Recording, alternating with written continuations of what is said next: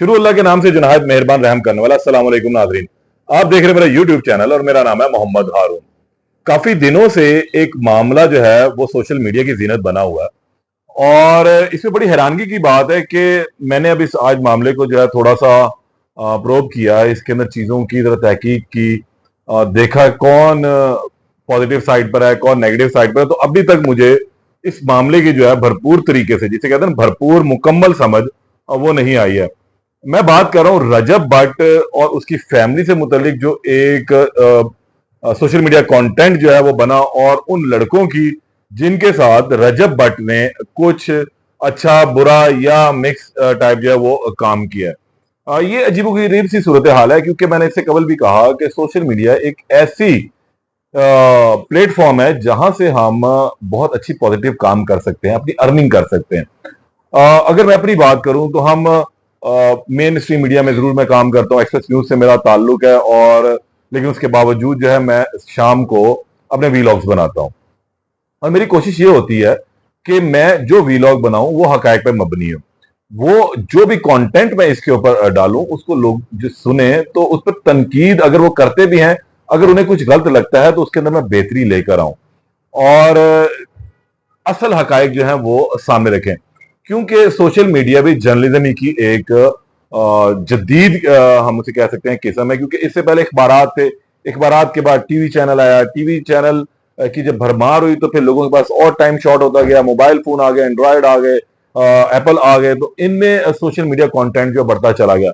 लोगों ने पहले गालबन शायद शुगल के तौर पर वीडियोस बनाते थे, लेकिन फिर उन्होंने बाकायदा इसे अर्निंग का जरिया बना लिया। बहुत लोग इस पर काम करें, बहुत अच्छे तरीके से काम भी किया जा रहा है। लेकिन ये जो मामला हुआ है, इस मामले में बड़ी अजीबोगरीब सूरत हाल है कि ये दो लड़के हैं और इन्होंने कुछ वीडियोस बनाई और उन वीडियोस में रजब भट्ट की फैमिली को जो है वो डिस्कस किया गया। अब मैंने इन लड़कों के इंटरव्यूज जो है वो सुने हैं, जो इन्होंने मुख्तलिफ सोशल मीडिया प्लेटफॉर्म पर दिए हैं कि जी हमने सिर्फ और सिर्फ जो है मिमिक्री करते थे, हम पैरोडी करते थे, हम एक्टिंग करते हैं और उसमें जो मेरा साथी है कभी वो कोई करेक्टर बन जाता है, कभी वो कोई करेक्टर बन जाता है। इवन मैं भी जो हूँ मुख्तलिफ करेक्टर्स की शक्ल इख्तियार करके अपना कंटेंट बनाता हूँ। बिल्कुल आप बनाएं, इसमें कोई मजायका नहीं है। दूसरी जानिब जो है रजब भट्ट है। रजब भट्ट इटसेल्फ अ यूट्यूबर और एक अच्छा नाम है यूट्यूब की दुनिया में कि बहुत ज्यादा उसके फॉलोअर्स हैं, सब्सक्राइबर्स हैं, लोग उसको देखते हैं, वो अपना कंटेंट बनाता है, वो कंटेंट जो उसका चलता है और ये तमाम सूरत हाल बनी रहती है। लेकिन अब किसी की फैमिली को अगर डिस्कस किया जाएगा तो उसका रिएक्शन बिल्कुल आएगा। और जब रजब भट्ट की बहन को डिस्कस किया गया, उसकी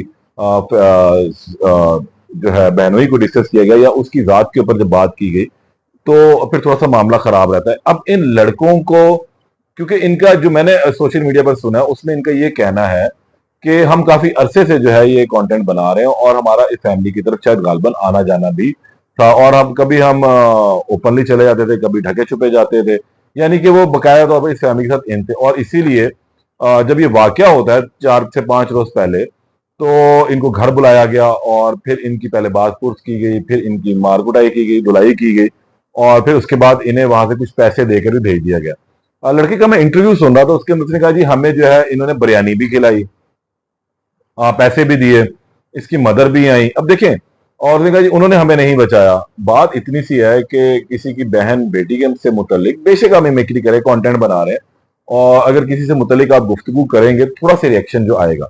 लेकिन अब इसके अंदर असल जो चीज जो मैं बताने जा रहा हूं वो है कि दोनों जानिब से काम जो है वो गैर कानूनी तो किया गया।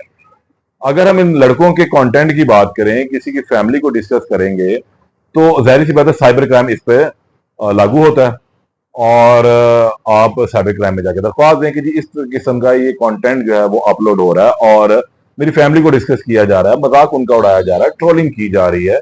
तो बेशक अगर वो भी यूट्यूबर हैं, सो व्हाट, उनसे मुतलिक आप पॉजिटिव कोई बात कर सकते हैं। इतनी सेलिब्रिटीज मौजूद हैं, लोग उनसे मुतलिक बात करते हैं, लेकिन किसी की जाती जिंदगी में झांका बिल्कुल भी नहीं जाता।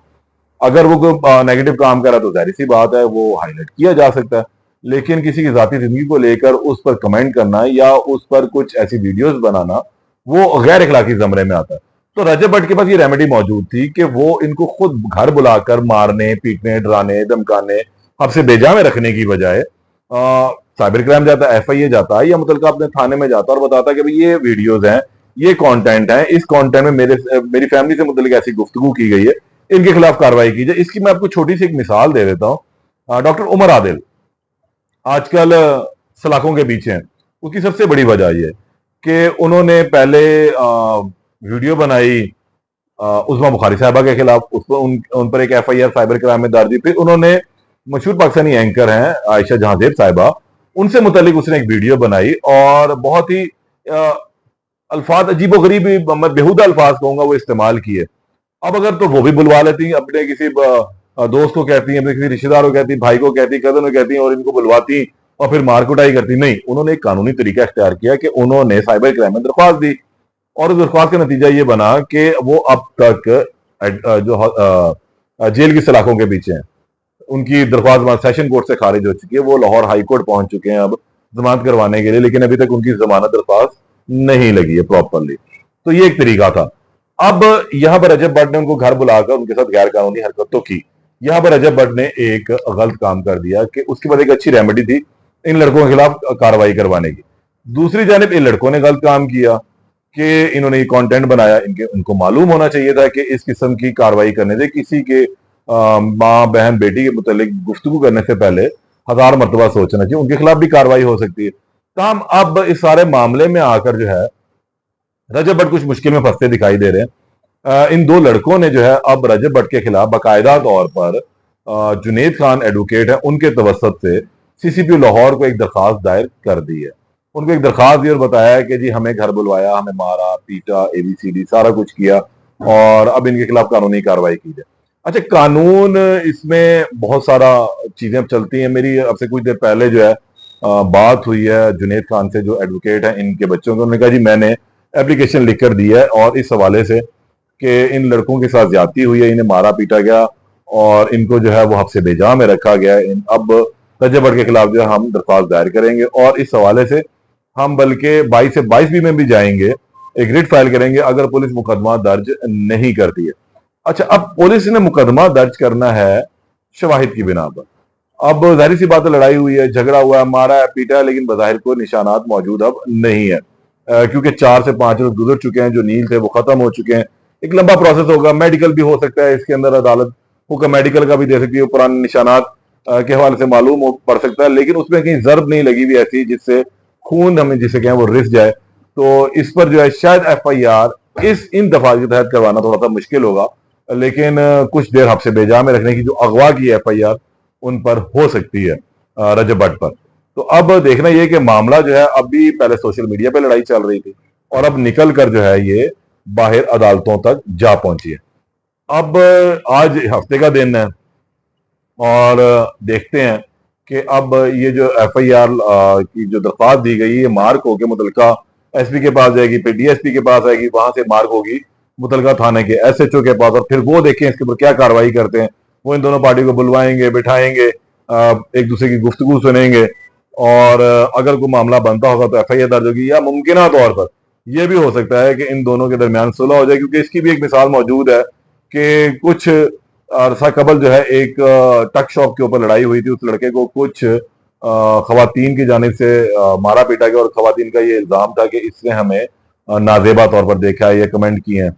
बाद में ये मामला भी अदालत में जा पहुंचा और फिर बाद में सुलह हो गई। तो ऐसी सूरत हाल में मुमकिन तौर पर यह हो सकता है कि ये लड़के जरा गरीब घराने के सुलह भी कर सकते हैं, लेकिन अभी अब ये डट चुके हुए हैं और रजब भट्ट के लिए ये एक परेशानी का बाइस बनेंगे कि रजब भट्ट के खिलाफ अब एक एफआईआर का इंदराज हो सकता है आने वाले दिनों में।